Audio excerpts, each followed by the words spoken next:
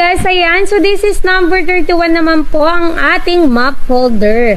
Yes mga madam, tulad nyo ng sinabi ko, kung ayaw nyo po kay 25 kanina na medyo nalalakihan kayo, yeah, meron kami dito mga maliliit lang.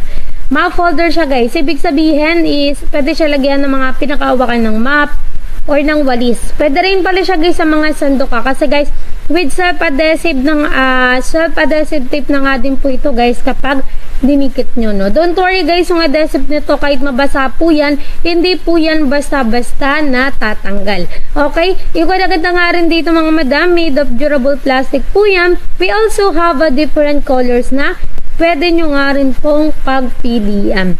Yes mga madam, pwede kayong mamili dyan.